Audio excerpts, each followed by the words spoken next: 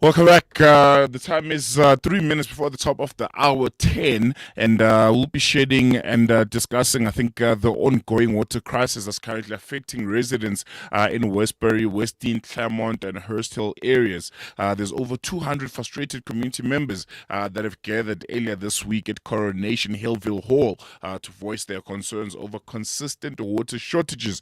Many have not had reliable water supply for months, with some areas enduring dry taps for over 4 months. Despite promises from the city of Johannesburg and Johannesburg Water, residents remain without answers or a concrete timeline for restoration. The meeting on Monday, attended by officials from Johannesburg Water City, City of Johannesburg, and community leaders, highlighted the dire situation. And to provide more insight into the community struggles, we're joined today by one of the key community leaders, Jefferson Alistair, who has been at the forefront of advocating for residents. Jefferson, thank you so much for joining us on Salam Media this morning. I really appreciate you giving us your time. How are you? Thank you so much for having me, man. Thank you. Man, not too good, but we continuing with the struggle. Aluta continua, as they say. I think first and foremost, can you start by sharing your thoughts and give us a bit more insight on Monday's meeting with Johannesburg Water and some of the city officials? How did the residents feel about some of the responses they received, and just generally what was discussed in that meeting? I'm going to take a bit of a detour on it because I want to mention something to you. So at this current moment, you know that our area is it's always violence that is amongst our people. So at this current moment, so we have the people from Coronationville that's really struggling with the water issue and part of Westbury. But because of the dire situation with regards to gangsterism, you know, it causes problems that we as a community can't even stand together at the Coronationville and Westbury to be able to stand and fight and protest for the situation with the water. On Monday, the meeting, you come, the officials from government comes across as if they don't care. For one, right adjacent to Coronationville, you have Slovo Park that's there that has running water and everything is in order. They have lights, and just adjacent from them is Coronationville that has no water for almost, I don't know how long. They haven't been having water. For us in Westbury, the very same thing, like we have sewage pipes that's leaking, but there's no water. There's no running water that we are sitting with every day. And I think that's really, really concerning. I think we all know and understand by now that, water is a basic human right, and, you can't expect people to survive without water. But I want to focus on just how long this issue has troubled the community, and how has it affected the daily lives of the people in these communities. As a community leader, I'm sure you have interactions with members of the communities. You can see the impact that not having water has had on the communities. Can you elaborate a bit on that front? It becomes a real struggle because we have schools, we have primary schools that is there, and unfortunately, that affects the children because sometimes they have to dismiss early at school because of the dire situation with regards to water. At the very same time, there's a lot of. I live in a flat, so we have elderly people living at the flats, and then they have to walk downstairs to a church to get water, as opposed to the government sending in Rand Water to come and give water to us via the trucks. But unfortunately, they don't even do that. They would come at an hour like 4 or 5 in the afternoon, whereas you need the water early in the morning to at least stock up for the day.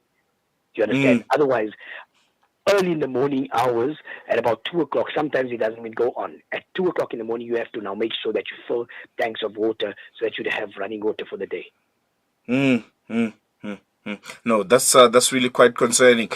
One of the things I think that came out at the meeting was the fact that the officials from the city of Johannesburg offered trucks and these JoJo tanks, but these are not enough to meet the daily needs. Can you expand on why the solution is falling short for the community? This issue of JoJos and the water trucks also. For me personally, man, why would you need a JoJo tank when then you have a tap inside of your house?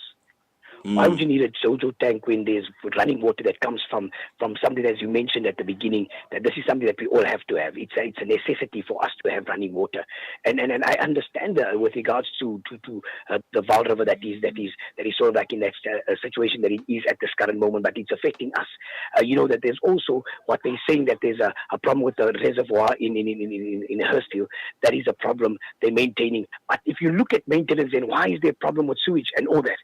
Do you understand what I'm trying to Mm. say? So for me personally, Jojo tanks and all that, well, it's something that we need to think of future to get in our areas. But unfortunately, with regards to how government reasons and things, they only see to a certain people and not others. Unfortunately, that's how we have to mention it.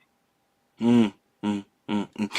From the community's point of view, what's the way forward now? Are there any, protest actions that are planned, to make sure that you guys fill the streets and make sure that, your voices are being heard and ultimately there is some kind of action that will be done? I mean, we're approaching, Christmas and all kinds of holidays right now, and I can only imagine spending this time of the year without water. It must be torture. Let me mention this to you. So I have two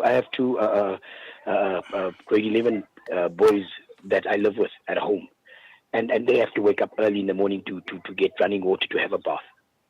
And then there's a 11-year-old as well.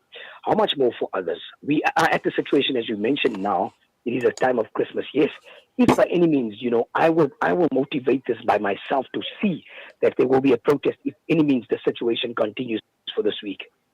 I will make sure of that. Mm.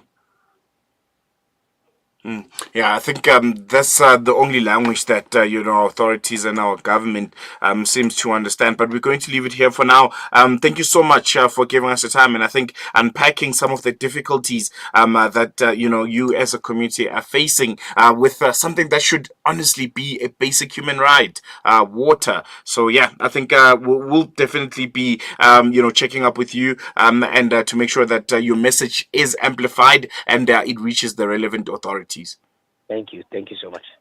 There you Thanks so go. much. That is community leader Okay. Jefferson Alistair Johnson, and yeah, he's speaking on behalf of some of the residents from Coronationville and also Westbury, who are furious because of the water crisis that has crippled the area for quite a long time now. And as we approach the holidays, it's getting really, really hot, particularly here in Johannesburg, and you can only imagine that not having water and any kind of reprieve, from the heat and the elements, it must be torture. And just besides that, man, water is a basic human right. It's something that all of us should be enjoying. And I think because of the inefficiencies of those that should be providing these necessities, we are faced with what we're currently facing right now in Coronationville and Westbury. We're going to leave it here for now. It's been another important, another insightful edition of News and Views. We'll be with you again tomorrow for the Thursday edition. But from myself, Salailo, and the rest of the team, it's goodbye for now. Sharp, sharp.